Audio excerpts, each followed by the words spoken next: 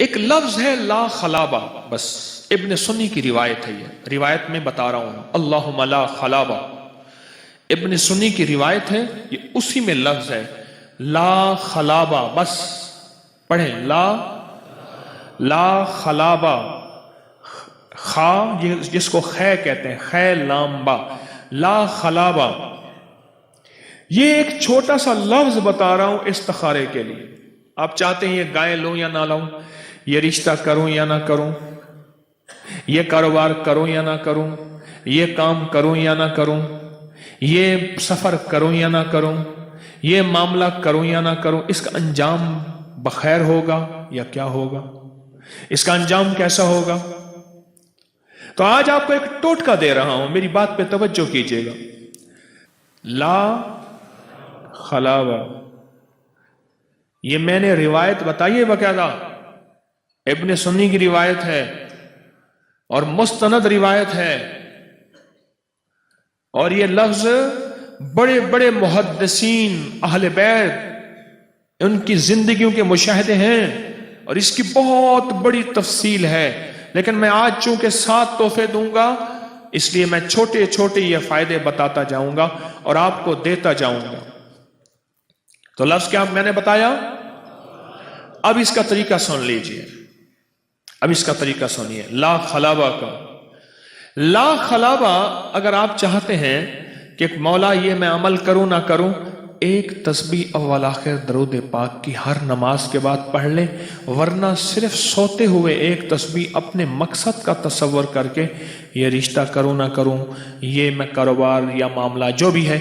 اچھا، اس کے لیے ضروری نہیں کہ ایک بابا آئے گا، خواب میں زیارت ہوگی، فلاں چیز ہوگی، بعض اوقات یہ بھی ہو جاتا ہے، اور بعض اوقات اللہ پاک اس کی طرف سے دل ہٹا دیتا ہے، اور بعض اوقات کچھ نہیں ہوتا، وہ معاملہ ہو جاتا ہے، اللہ اس معاملے کے انجام بد سے بچاتے ہیں، انجام برے انجام سے، برے انجام سے بچاتے ہیں، برے انجام سے۔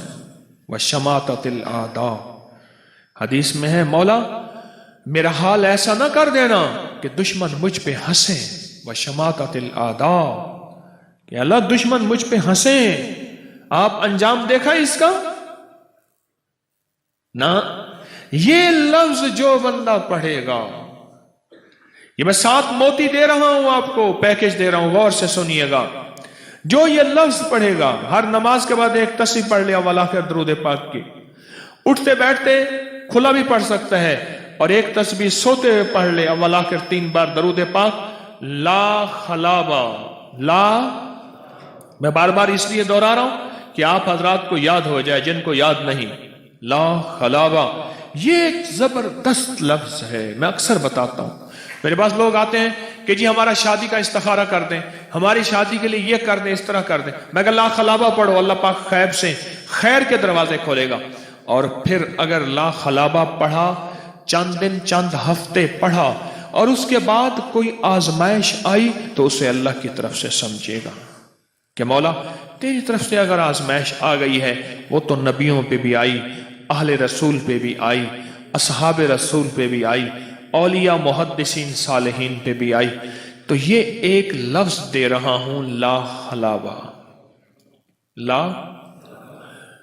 ہمارے پاس ایک صاحب آئے، ان کی بیٹیاں بیٹے مجھے کہنے لگے کہ رشتے بہت آ رہے ہیں، اب میں پریشان ہوں، کس سے کروں کس سے نہ کروں، کیا کروں؟ مجھے کوئی تعویذ دے دے، میں سرانے رکھ کے سو جایا کروں، وہی بیٹی کے لیے بندہ آ جائے جو رشتے آ رہے ہیں میں اس سے کر لوں۔ میں نے کہا میں تجھے ایک مسنون عمل دیتا ہوں، روایت سے ثابت عمل دیتا ہوں، حدیث کے ثبوت کے ساتھ۔ آپ ایسا کریں، آپ یہ سارے گھر والے لا خلابہ پڑھیں، جب لا خلابہ پڑھیں گے اللہ دودھ پانی علیحدہ کر دے گا، چھلنی لگے گی، چھلنی کے نیچے سے جو نکلنا ہے نکل جائے گا، جو چھلنی کے اوپر ہوگا وہی اصلی ہوگا۔ چھلنی مارتے ہیں نا، جو نیچے نکلنا ہے وہ نکل جائے گا، اور جو اوپر ہوگا وہی اصلی ہوگا۔ اس نے کیا، بیٹیوں کی شادیاں کی، بیٹوں کی شادیاں کی، مجھے جب بھی ملتا ہے کہتا ہے بڑا مطمئن ہوں، ورنہ ساری عمر انسان دامادوں اور بہوں اور ان کے لیے روتا رہتا ہے، میں تو مطمئن ہوں اس عمل نے میرے گھر کو جنت بنا دیا ہے۔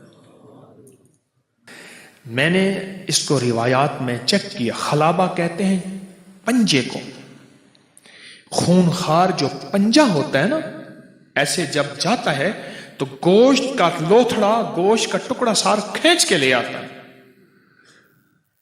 تو ایسا کوئی غیبی پنجہ نقصان کا، دھوکے کا، فریب کا، فراڈ کا۔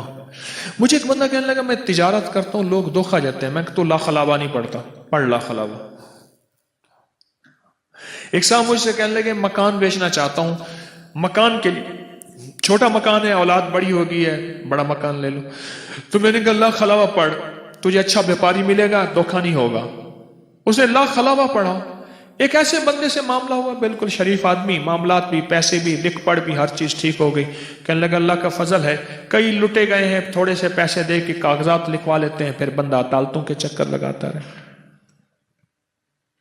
یہ زندگی کے معاملات کرنے ہونا، اس میں یہ میں نے بہت پرتاثیر پایا ہے، لا خلاوہ۔